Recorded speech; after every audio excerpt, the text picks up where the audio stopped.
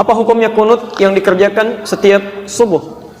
Taib, Anda berbicara hukum, berarti saya mesti jelaskan turunan hukum.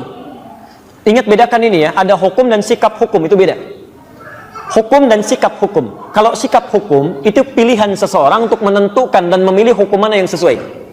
Tapi kalau hukum saja, itu berarti semua turunan hukum yang dipesankan oleh Al-Quran dan Sunnah. Misal, hukum tentang bismillah, itu bisa dibaca 4 cara dalam sholat. Seperti saya terangkan tadi malam. Bisa dijaharkan, disirkan, tidak dibaca sama sekali, atau dibaca rakaat pertama, selanjutnya tidak. Tapi sikap kita terhadap itu memilih salah satu. Itu sikapnya. Nah, kadang-kadang mohon maaf, kalau hukumnya sudah ada pilihan, tapi sikap hukumnya berbeda, sepanjang dalam kerangka hukum itu tidak perlu kita kemudian berselisih. Sepanjang dalam kerangka hukum yang sama. Karena kita tidak mungkin memaksakan seseorang selalu sama dengan kita. Kecuali kalau pada hukum yang sifatnya satu dalil, satu contoh, dan tidak ada sikap lain kecuali itu saja. Seperti saya terangkan dalam kesempatan tadi malam. Nah, sekarang tentang kunut. Kisahnya dimulai di saat Nabi SAW dalam fase dakwah, ya, di awal-awal masa Islam di Mekah, tiba-tiba kedatangan tamu dari distrik Bi'r Ma'unah. Bi'r Ma'unah agak banyak ini, ya, menyampaikan bahwa, ya Muhammad, ya Rasulullah, di tempat kami orang-orang yang masuk Islam, semuanya masuk Islam. Awal masa dakwah, kedatangan informasi satu desa, bedol desa masuk Islam. Kira-kira senang atau tidak? Senangnya luar biasa. Maka mereka minta dikirimkan guru-guru untuk mengajar. Dikirimkanlah oleh Nabi SAW 70 orang penghafal Quran. 70 orang penghafal Quran. Di saat-saat masa awal-awal keislaman, tidak banyak penghafal Quran. Dikirimkan 70 orang ke sana. Singkat cerita, ketika beliau sedang menunaikan sholat, dalam riwayat disebutkan sholat subuh, yang lain mengatakan sholat maghrib, tiba-tiba turun malaikat Jibril menyampaikan bahwa orang-orang tadi yang datang kepada Muhammad, mereka menipu. Karena ternyata orang-orang itu ketika sampai di Bi'r Ma'unah semuanya dizalimi, bahkan dieksekusi dan syahid. Ya, jadi mereka semua dibantai, dibunuh. Ya. Jadi ada yang menipu mengatakan masuk Islam, dikirimkan pengajar tapi kemudian disakiti, dizalimi. Nabi dengan sifat kemanusiaan yang marah pada saat itu, kemudian beliau berdoa kepada Allah Subhanahu wa taala. Ada yang mengatakan doanya sebelum ruku, ada yang mengatakan bangkit dari ruku. Maka beliau mengatakan Allahumma adzib fulan, Allahumma al'anhum, ya Allah tolong hukum si fulan, tolong laknat si fulan. Bahkan disebutkan sebagian dari suku-sukunya, Bani Keda, Bani Keda, Bani Keda. Itu berlangsung selama sebulan. Berlangsung selama sebulan. Hingga turunlah kemudian Quran surah ketiga Ali Imran ayat 128 sampai 129. Posisi paling kanan sebelah bawah di mushaf standar. Quran surah ketiga Ali Imran ayat 128 sampai 129. Ayat 128 ini poinnya. Laisa laka minal amri syai'un aw yatuba 'alaihim aw yu'adzibahum fa innahum zalimun. Ketika Nabi berdoa dengan kalimat hukum ya Allah, laknat si fulan ya Allah, tiba-tiba ayat yang turun itu begitu mengejutkan. Muhammad, kamu tidak punya hak untuk menghukum seseorang atau melaknat seseorang karena dia pernah berbuat salah. Hak Allah untuk menentukan siapa yang dilaknat atau untuk menghukum seseorang. Perhatikan, ini kalimatnya indah sekali, indah sekali. Ini ingin memberikan keterangan kepada Nabi SAW bahwa tugas Nabi itu berdakwah dalam kebaikan. Sekalipun cuma berdoa, maka bila bisa berdoa yang baik-baik, maka hindarkan doa yang tidak baik. Ingin mengajarkan bahwa Muhammad, kamu masih berada di awal dakwah. Jangan cepat merasa panas, kemudian cepat menyinggung, minta dihukum dan sebagainya. Kalau nanti sikapnya seperti itu, nanti lama-kelamaan gak ada bedanya dengan umat terdahulu.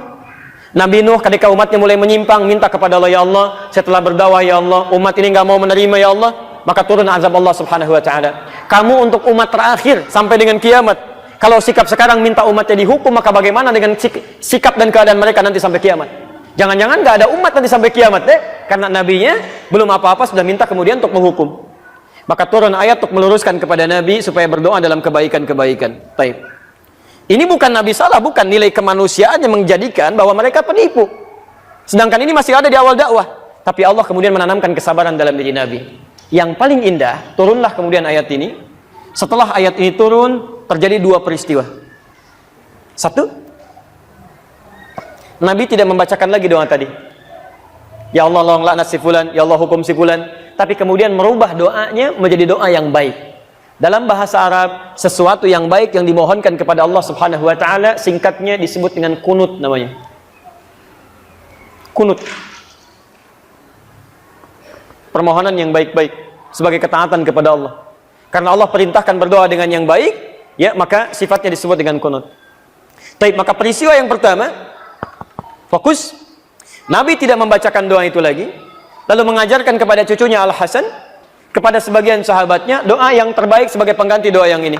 Apa doanya? Allahumma hadini fiman hadait, wa afini fiman afait, wa tawallani fiman tawallait, wa barik li fima atait, wa qini syarra ma qadait. Tidak pakai birahmatika ya. Tidak pakai birahmatika, tapi dalam hadisnya wa qini syarra ma qadait. Itu yang diajarkan oleh Nabi sallallahu alaihi wasallam. Maka kemudian ada yang meriwayatkan Nabi tidak pernah membacakan doa itu lagi, dicukupkan ya, tapi kemudian sahabat mempraktikkan doa itu dalam salatnya. Ada yang menggunakan saat witir, ada yang menggunakan saat Ramadan, ya di 10 malam terakhir, bahkan ada yang menggunakan dalam kesempatan salat subuhnya. Dan itu didiamkan oleh Nabi sallallahu alaihi wasallam. Bahkan ada sebagian mengatakan bahwa Nabi Muhammad sallallahu alaihi wasallam pernah menggunakan itu dalam salat subuh. Walaupun sebagian memandang riwayatnya lemah, ada yang mengatakan yang lain riwayatnya kuat. Dari sini, Bapak Ibu sekalian, karena Nabi sallallahu alaihi wasallam tidak mempraktikkan doa yang tidak baik tadi, kemudian mengajarkan doa yang baik ini, dan beliau mendiamkan sahabat yang mempraktikkan, tidak melarangnya, ya, maka disinilah kemudian para ulama melihat itu, lalu menyikapi dan mengambil kesimpulan dengan 3 kesimpulan. 3 kesimpulan. Karena Nabi tidak mengatakan langsung. Kalau Nabi mengatakan sudah nggak usah berdoa, selesai masalah. Kalau Nabi mengatakan berdoa ya, ini bagus, selesai masalah.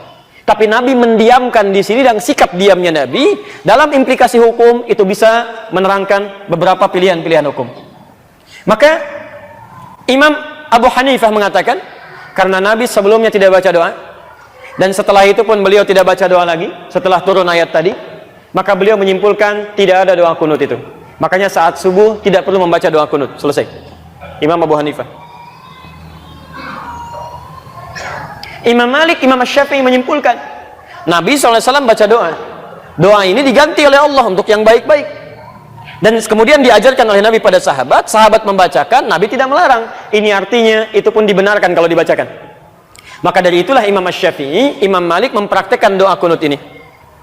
Imam Malik membacakan sebelum ruku.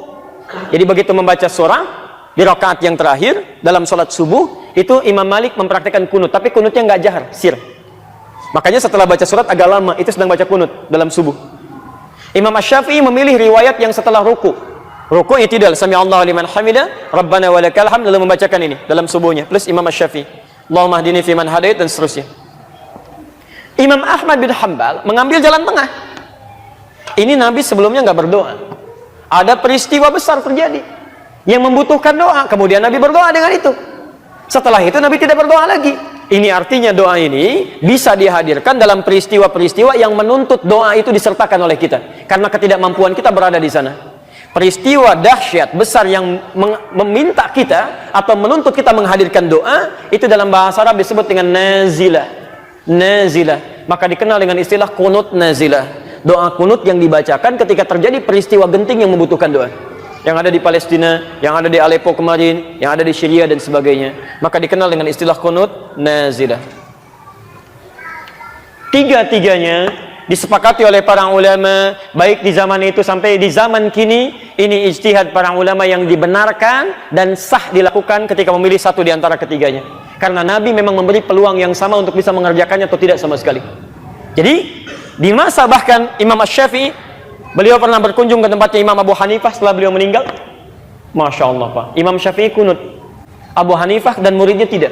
Begitu sampai ke tempat Imam Abu Hanifah, murid Imam Syafi'i mengatakan, ketika Imam Syafi'i diminta jadi imam, Syekh tafaddal, ta'ummu bin nas, tusalli bin nas, Anda jadi imam. Murid Imam Syafi'i mengira Imam Syafi'i akan kunut. Mereka mengatakan pendapat kita akan unggul di sini. Tapi ternyata ketika sholat subuh, Imam Syafi'i tidak kunut. Tidak kunut. Apa kata muridnya setelah sholat? Syekh, lima lam taknut, kenapa Anda tidak kunut? Kata beliau, saya menghormati pendapatnya Imam Abu Hanifah yang berlaku di tempat ini. Masya Allah. Imam Syafi'i kunut, tapi ketika berkunjung di tempat yang tidak kunut, beliau tidak mempraktikkan kunut. Imam Ahmad bin Hanbal juga, Masya Allah, beliau kunutnya nazilah, tapi ketika beliau berada di tempat Imam Syafi'i, beliau kunutnya kunut seperti biasa, bukan nazilah lagi. Jadi di sini indah sekali, para ulama soleh, hafal Quran, menulis kitab hadis, dekat dengan Allah, saling menghormati satu sama lain. Walaupun beda pendapat, tapi masih bisa minum teh sama-sama, tersenyum sama-sama, dan ada dalam kebaikan. Antum bukan imam besar, jadi makmum juga jarang, hafal Quran juga tidak, hadis belum dituliskan, Masya Allah. Kenapa masalah ini jadi pada ribut? Yang kunut benar, yang tidak kunut benar, yang salah, yang tidak sholat subuh. Selesai. Kalau saat jadi makmum, terus kemudian kita memilih sudah kunut, kemudian imamnya kunut sikat tangan, tidak apa? Baik, ini pertanyaan selanjutnya sama di sini ya dengan kertas. Baik.